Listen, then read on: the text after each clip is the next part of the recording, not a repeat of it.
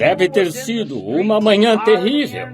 Estava tão quente e com poeira, e as pessoas na rua morrendo de fome. E a terra estava tão quente, a ponto de queimar. Tudo isso era reflexo de seus pecados e sua decadência moral. Vejam, Acabe reinava em Israel na época, ou sobre Israel. E ele foi o mais ímpio de todos os reis de Israel. Nunca houve um rei tão ímpio quanto Acabe, pois ele, tendo sido instruído e sabendo que não estava certo, falhou ao continuar desagradando a Deus em tudo o que fazia. Embora possuísse um grande sistema militar e as pessoas tivessem prosperado muito sob seu reinado, ainda assim não se pode desagradar a Deus e esperar passar impune por muito tempo. E então, em seu casamento, em vez de casar-se entre seu próprio povo, ele foi e se casou com uma pecadora, uma idólatra, adoração de ídolos. Ele se casou com Jezabel, e ela não era crente. E crente jamais deve se casar com incrédulo, sob circunstância alguma. Deve sempre se casar com crente. Mas Acabe fez este mal, e sem dúvida que Jezabel era uma bela mulher. E ele gostou da aparência dela em vez de o que ela era. É aí que muitas pessoas cometem o mesmo erro até hoje. E ela trouxe idolatria à nação, entre o povo. E o povo, os sacerdotes, seus ministros, caíram vítimas dessa grande demanda popular. E é o retrato exato do nosso país hoje. Caímos sob a demanda popular. Não há dúvida de que os sacerdotes achavam que estaria tudo bem, contanto que o governo aprovasse. Mas não me importa o que o governo aprove, tem de ser o que Deus aprova. E as pessoas achavam que não teria problema se participassem de algumas coisas mundanas deles. E alguém poderia me pedir para retirar o que acabei de dizer, que foi um retrato muito apropriado de hoje. Talvez não pensemos que somos adoradores de ídolos, mas somos. E o governo endossa isso. As pessoas hoje são adoradoras de ídolos porque elas adoram ídolos. Algumas adoram estrelas de cinema como ídolos. Algumas adoram o dinheiro como ídolo. E algumas adoram estrelas de televisão como ídolos. Mas tudo o que você coloca antes de Deus é um ídolo, seja o que for. Até mesmo Satanás, nosso grande adversário, é tão astuto que às vezes coloca até a igreja antes de Deus. Pode ser que você tenha uma grande igreja, pode ser um grande edifício, ou pode ser uma grande denominação. E, repetindo, pode ser uma grande congregação. Mas não deixe nada vir antes de Deus em seu coração. Qualquer coisa colocada antes de Deus é um ídolo. E essas pessoas sabiam que não eram espirituais como costumavam ser sob o reinado de outros reis. E achavam que só porque eram uma nação religiosa, tudo estaria bem. E é assim que também chegamos a essa condição. Há alguns meses eu estava conversando com um excelente amigo meu. E ele disse: Irmão Branham, creio que o irmão aperta demais os Estados Unidos. Ele disse: o irmão está sempre condenando o pecado e como Deus vai punir esta nação. Eu disse: ele tem de fazê-lo para ser justo. Ele disse: mas irmão Branham, o irmão se esquece de que esta nação foi fundada com base nas Escrituras. E nossos antepassados vieram aqui, e Deus nos deu esta herança. E somos uma nação religiosa. Eu disse: isso é verdade, tudo isso.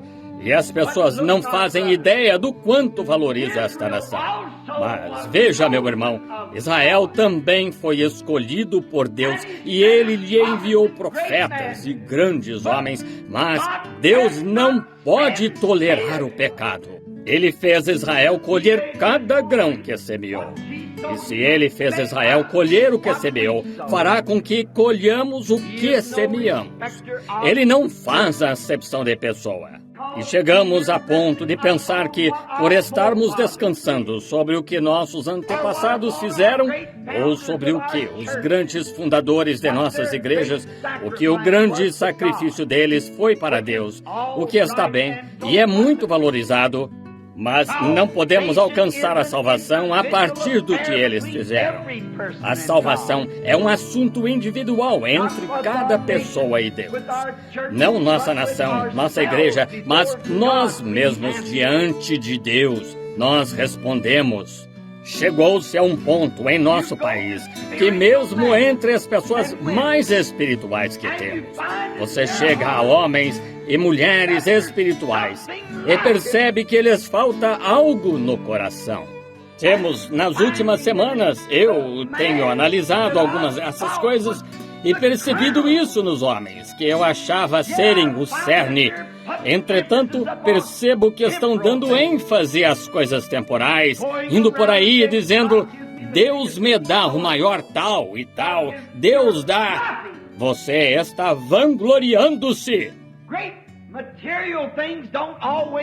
Grandes coisas materiais nem sempre estão na vontade de Deus.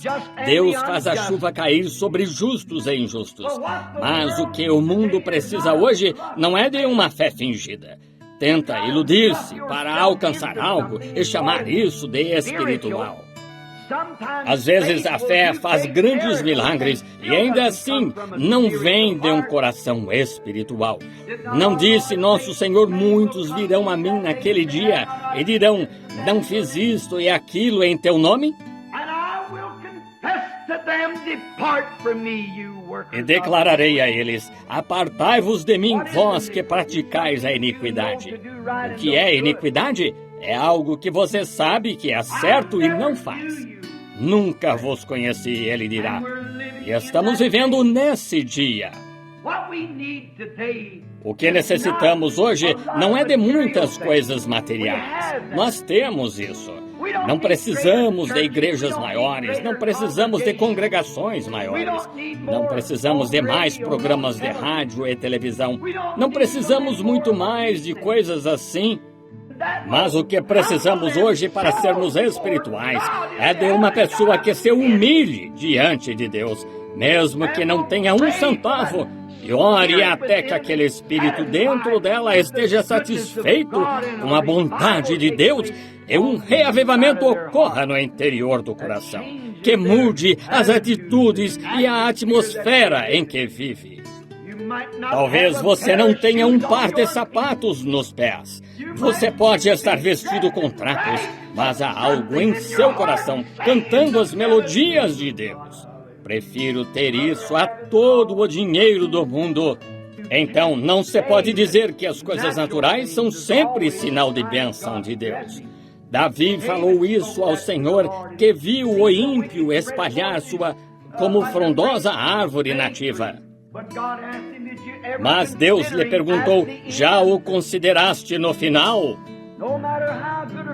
Não importa quão boas roupas vistamos, quanto tenhamos para comer, não é isso o que vai à presença de Deus. Este corpo em que habitamos perece independente de como se cuida dele. Mas é a alma que está no homem. É uma condição do espírito que entra na presença do Deus vivo. Mas presumimos, achamos que só por sermos uma nação, Acabe e todo o Israel também naquele dia presumiram que tudo estava bem. Seus sacerdotes e pregadores haviam tentado lhes dizer, tudo está bem, tudo está ótimo. Mas tinha um que clamava contra o erro, porque este sabia que um Deus santo não poderia estar satisfeito com as tendências modernas de uma religião não santa. Também o Deus do céu permanece o mesmo hoje em todos os nossos esforços e grandes coisas que estamos tentando fazer. Deus nunca se agradará com nada menos que uma vida inteiramente santificada diante dele. Podemos construir escolas, santuários e tabernáculos, podemos ter organizações, podemos fazer grandes coisas, mas ainda assim, Deus não ficará satisfeito até que a alma humana se santifique no altar de Deus, consagrada para as obras de Deus. e já não se encontra isso. Percebe-se que nossas reuniões de oração são tão fracas. Apenas 1 minuto de oração e pula-se na cama. Verificamos que isso acontece 1 ou 2 vezes por dia, do que todos somos culpados. Nossa nação moralmente está decaindo. Temos Billy Grahams e Oral Roberts em toda a parte. Mas até que surja uma sede no coração dos Estados Unidos para trazê-los de volta a um Deus vivo, a uma experiência viva, a uma fé imortal no Deus vivo, estamos nos esforçando por nada, como se diria.